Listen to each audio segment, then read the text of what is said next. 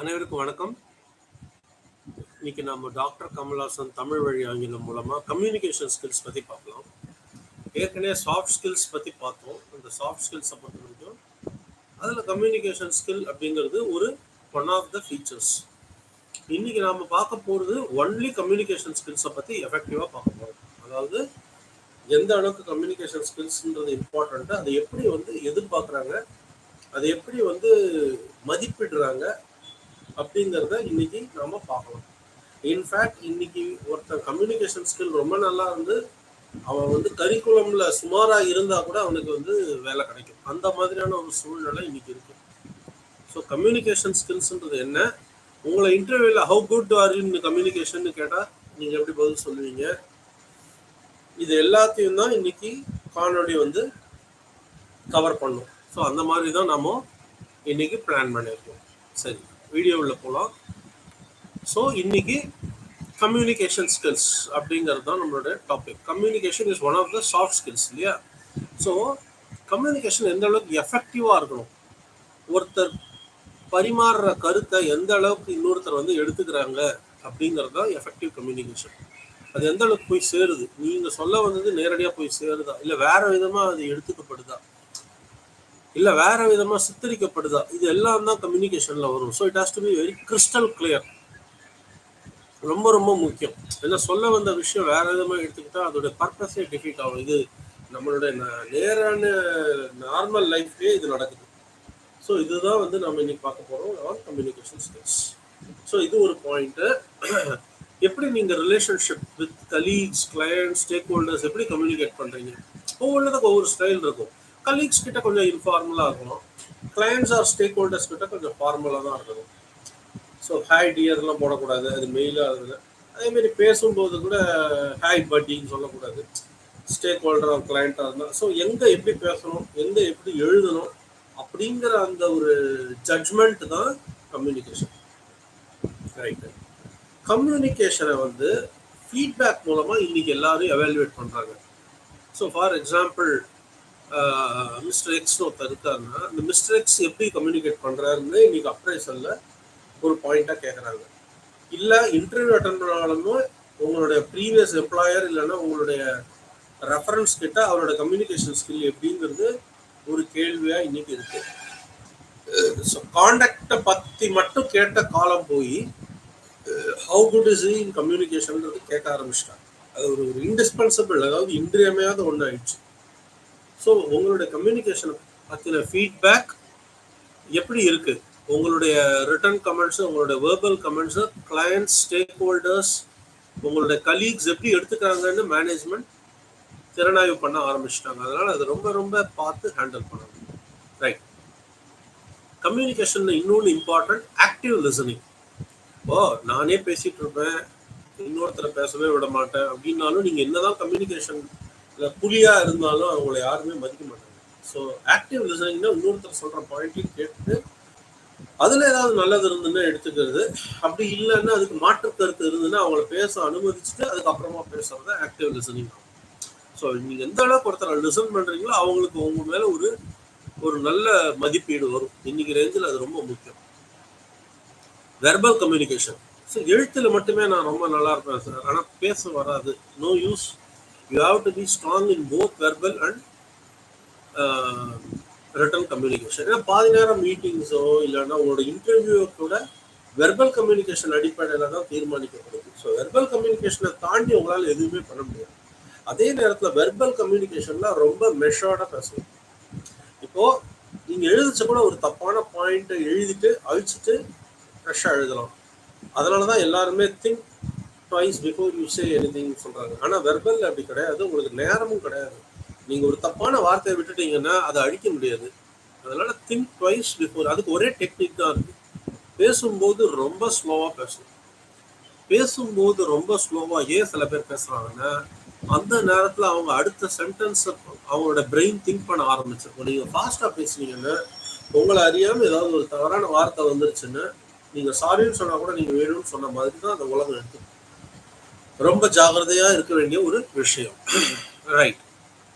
நான் verbal கம்யூனிகேஷன்ன்றது return communication. இது ரொம்ப ஸ்ட்ராங்காக இருக்கணும், ரொம்ப ஃபார்மலாக இருக்கணும். நீங்கள் ஆஃபீஸ் லெவல் கம்யூனிகேஷன் ரொம்ப ஃபார்மலாக இருக்கும். ஒருத்தருக்கு பர்த்டே விஷ் பண்ணும்போது அவ்வளோ ஃபார்மலாக இருக்க வேணும். அது கொஞ்சம் இன்ஃபார்மலாக, கொஞ்சம் ஒரு மாதிரி கேரிங்க, ஒரு ஒரு நண்பனுக்கு எழுதுகிற மாதிரி இருக்கலாம், தவறு இல்லை. ஸோ ஒவ்வொரு கம்யூனிகேஷன் வேறுபடும். ஸோ அது return communication very very strong. எல்லாத்தையும் கிளையண்ட் சம்மந்தப்பட்டது இல்லை ஸ்டேக் ஹோல்டர் சம்மந்தப்பட்ட எல்லாமே நீங்கள் டாக்குமெண்ட் பண்ணணும். அதேமாரி நீங்கள் ஏதாவது ஒன்று பண்ணியிருந்தீங்கன்னா, ஒரு கோர்ஸ் பண்ணீங்கன்னா, உங்களுடைய சிவியில் அது 2 பக்கத்துக்குள்ளே எல்லாத்தையுமே டாக்குமெண்ட் பண்ணியிருக்கணும். தேவையில்லாததெல்லாம் பயோடேட்டாவில் எழுத வேணும். ஃபார் எக்ஸாம்பிள், நான் ஒரு செமினார் அட்டன் பண்ணேன், அது யூஸ்ஃபுல்லாக உங்கள் ஜாபுக்கு இருக்குன்னு எழுதுங்க. நீங்கள் சம்மந்தமே இல்லாத ஒரு செமினார் அட்டன் பண்ணேன்னு உங்களோட பயோடேட்டாவில் போட்டு எந்த யூஸும் இல்லை. ஸோ அதை நீங்கள் பார்த்துக்கணும். Okay, so that is on written communication skills. Last is presentation skills, very very important. இங்கே தான் நிறைய பேர் அடி வாங்குறாங்க. சரி, உங்கள் ரிட்டன் கம்யூனிகேஷன் நல்லா இருக்கும், ஆனால் அது நீங்கள் மெயிலில் நல்லா டிராஃப்ட் பண்ணியிருக்கீங்களா, அலைன் பண்ணியிருக்கீங்களா, உங்கள் பவர் பாயிண்ட் இருக்கா, அந்த பவர் பாயிண்ட் வந்து ரொம்ப நல்லா இருக்கா, அதில் அனிமேஷன் இருக்கா, அந்த அனிமேஷனில் ரொம்ப வந்து எப்படி சொல்கிறது, ரொம்ப டேஸ்லிங்காக இல்லாத கலர்ஸ் இருக்கா, ஃபார்மலாக இருக்கா, அட்ராக்டிவாகவும் இருக்கணும், ஃபார்மலாகவும் இருக்கணும், டீசெண்டாகவும் இருக்கணும். அப்படியே ரொம்ப அப்படியே எப்படி சொல்கிறதுனா, அடிக்கிற மாடு முட்டுற கலரில் ஒரு பவர் பாயிண்ட்டை ப்ரிப்பேர் பண்ணுறதோ அதெல்லாம் கூடாது. ஓரளவுக்கு லைட் ப்ளூ, ஸோ அந்த மாதிரி லைட் ஒயிட், ஸோ இந்த மாதிரியான கலர்ஸில் பவர் பாயிண்ட் இருக்கலாம். எக்ஸல்லையும் நீங்கள் பண்ணும்போது எல்லாத்தையும் காலம்லாம் போட்டு க்ளீனாக ஃபில்டர் பண்ணி சென்டர் பண்ணி அனுப்பணும். ஸோ இந்த மாதிரி கம்யூனிகேஷன்ஸில் நீங்கள் கம்யூனிகேஷன் ஃபார்மேட்ஸையும் பார்க்குறாங்க இப்போ. ஸோ ப்ரெசன்டேஷன் ஸ்கில்ஸில் இது எல்லாமே அடங்கி வருது. ஸோ ப்ரெசன்டேஷன் ஸ்கில் பண்ணும்போது நீங்கள் ஒரு சினாப்சிஸ் கொடுத்துட்டு அதுக்கப்புறமா அந்த இஷ்யூ என்னன்னு சொல்லிட்டு அதுக்கு உங்களுடைய சொல்யூஷன் என்னன்னு கொடுத்தீங்கன்னா தான் யாருமே லைக் பண்ணுவாங்க. ஒரு ப்ராப்ளமை மட்டுமே நீங்கள் எழுதினீங்கன்னா, ஸோ அது நீ எதுக்கு இருக்க, அப்போ அந்த ப்ராப்ளமை சொல்றதுக்கு நீ எதுக்கு இருக்க, அதுக்கு என்ன தீர்வு அப்படின்னு அது தீர்வாகவும் சொல்லக்கூடாது, சஜஸ்டட், இது நான் சஜஸ்ட் பண்ணுறேன், நீங்கள் என்ன சொல்கிறீங்க சார், உங்களுக்கு தெரியாது இல்லை, அந்த மாதிரி நீங்கள் எழுதணும். So these are the tenets of communication. இப்போ நம்ம இதை இங்கிலீஷில் பார்க்கலாம். So the topic today is effective communication skills. Communication has become indispensable in today's job market as well as for sustaining your role in your organization. Effective communication is very essential to build strong relationship with colleagues, clients and stakeholders. So it gives a very good image about you in their minds. Communication is also evaluated in workplace through informal feedback such as verbal or written comments from colleagues and supervisors. So you communicate and your job is over, but after that the process never stops. There is someone always going and checking if your communication was fine, were there any unparliamentary words, was he very rough, did he respond to you, was he retaliative in nature, did he listen, was he patient enough to answer all the questions, was his body language fine, even questions, so many questions they will be judging about you. So very very important. Now we will go to the various types of communications. The first one, as I told you, is active listening, very very important. So it's not only important for you to be in communication, but also to be an active listener. So without listening, you will not be construed as a good communicator nowadays, because this person never listens to me. Why should I listen to him? This will be the attitude when someone hears you talk or when you mail. So you have to be an active listener, and you have to empathize from the other's point of view. Verbal communication, very important. You have to double check yourself before verbally communicating anything. As I told you, written communication also, you have a leverage in the sense that you can correct certain points which you have written incorrectly, but you don't have an eraser while you communicate verbally. It has to be first time right. You have to think twice and then only utter a word in verbal communication. Otherwise, you will be generalized that he is a guy with attitude or adamance or whatever. So please double check before you verbally communicate anything, be it with your colleagues, be it with your female colleagues especially, be it with your stakeholders, be it with your clients, whatever.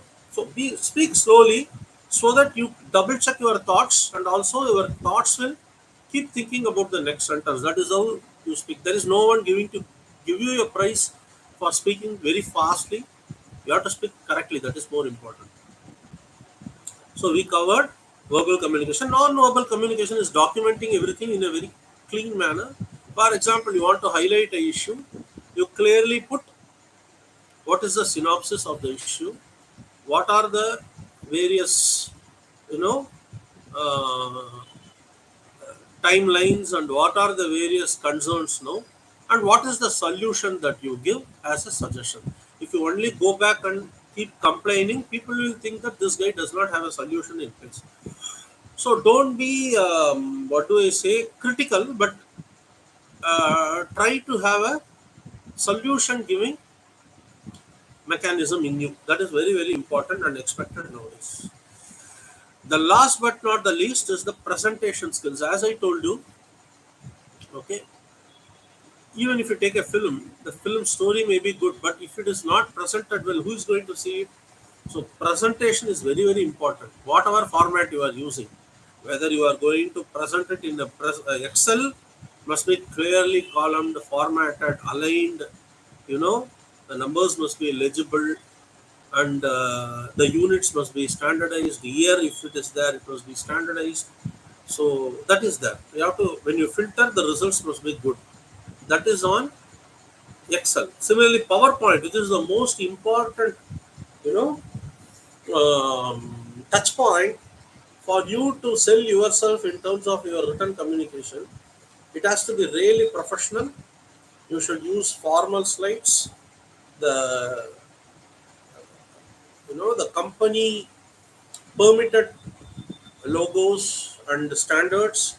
Even font should be very, very, it should follow the specifications of the organization. Also the size, the format. You should not have dazzling colors. When it goes to top management, they will be seeing all these things. So it is imperative for you to follow all these tenets in your presentation skills. So this is about communication, very, very important. So why I am saying this? This is useful for those who are already there in an organization. Similarly, when you go for an interview, you will be asked, how good are you in your communication? So you can't just say I am very good in communication. You have to justify all these points as to why you are good in communication. So as I told you, a person who is very good in his curriculum but bad in communication fails to get a job. A person who is very average in his curriculum but extremely good in communication, he succeeds in getting a job. So we need to be mindful of this. So hope you found this video useful. Please do pass it on to our friends who are attending interviews or who are in a managerial position, for whom communication is a must for them. So இதை நீங்கள் பாருங்கள், உங்களோட ஃபீட்பேக்கை தாங்க. வேறு எது உங்களுக்கு ஒரு பர்டிகுலர் டாபிக் வேணும்னாலும் எங்களை அணுகுங்க. அடுத்த வாரம் வேறு ஒரு சாஃப்ட் ஸ்கில்ல டாப்பிக்கோட சந்திக்கலாம். பாய் தென் ஃப்ரம் டாக்டர் கமல்ஹாசன், தமிழ் வழி ஆங்கிலம்.